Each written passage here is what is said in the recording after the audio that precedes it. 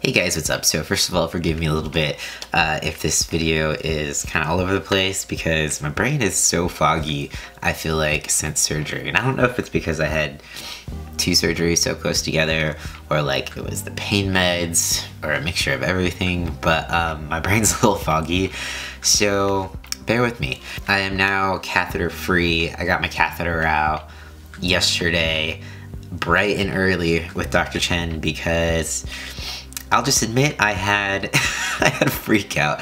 The night before, I think it was Sunday night? Yes, Sunday night, I had basically a night full of trying not to have a panic attack or partial panic attacks or whatever. I was just like having an issue where my heart would start pounding and I started feeling like every little intricate detail of this catheter, I could feel every part of it inside me, and it felt like tampon with razor blades up in there, trigger warning, or just like someone who did not cut their fingernails up in there, which there is no up in there anymore, but you get what I mean. Sorry if that is weird. It's just like I couldn't focus on anything else besides that catheter and it poking me from the inside and just being in there and feeling like I was never gonna get it out. And I panicked, and it was almost like this claustrophobic feeling and I couldn't escape it. Like even the next day, I finally fell asleep, which thank God, but even the next day I woke up feeling a little bit better, but still feeling like I could panic at any moment, or still feeling that feeling that I couldn't distract myself from the catheter. And it's kind of the strangest thing. I can't really explain it, and I'm really hoping that I don't have to have urethroplasty again, because I might die. Or if I do, hopefully I'll have all the Ativan that I need. But I reached out to my doctor and Dr. Chen. I asked my doctor for Ativan and my primary doctor, and then Dr. Chen, I asked him, 1, if I could get it out early, 2, if he could give me Ativan, just if someone didn't want to. So he, with a few email exchanges, he said he would take it out if I could come to the office the next morning at 7:15. This is how desperate I was. I live like almost 3 hours away from Dr. Chen. 7:15 in the morning, 3 hours away, means getting up incredibly early. But I was so desperate, I was just like, yes. And thank you so much to my mom who agreed to take me that early. You are a lifesaver. Yeah, I feel really bad for making her get up that early, but she did it for me because I think she realized how miserable I was. And so yeah, that was really nice.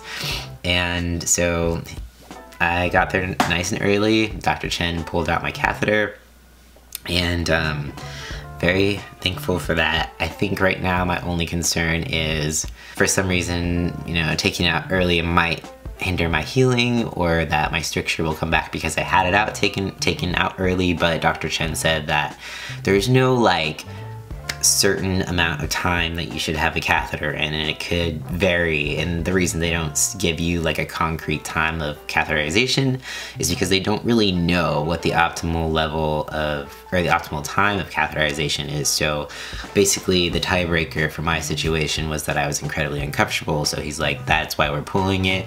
And I can't say that it's going to have any negative effects. He said he doubted it would, so I'm just trusting him on that. And if something happens the next time, I will force myself to keep the catheter the whole length of time, just because I don't want another surgery. Yeah, so I'm kind of feeling those like post-op depression blues, or like withdrawals, probably drug withdrawals or something of that sort.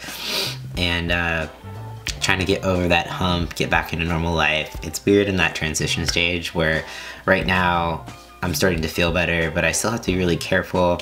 Dr. Chen said, you know, I can't run for 6 weeks, but I couldn't run before, but this is like another 6 weeks, so that's kind of a bummer. And I have to make sure to keep things supported down there. He doesn't want any like jarring going on, because that could potentially disrupt the healing. And so just keeping it supported again is kind of like limiting mobility wise of what I could do.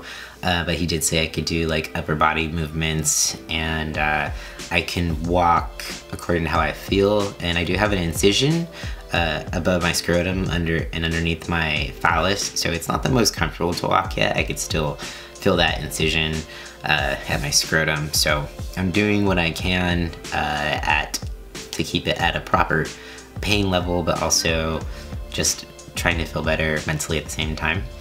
So yeah, it's kind of a toss-up, like, what do I do to make myself feel better, but then also not injure myself at the same time? Yeah, so that's pretty much it. That is my update for now.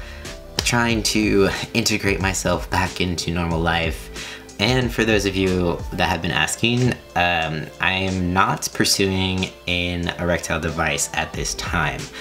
I am kind of hoping to maybe they'll come up with a better option. I'm not a huge fan of the options that they have right now, and I could go into detail later on why, but I'll save that for another time, or you can ask me in the questions.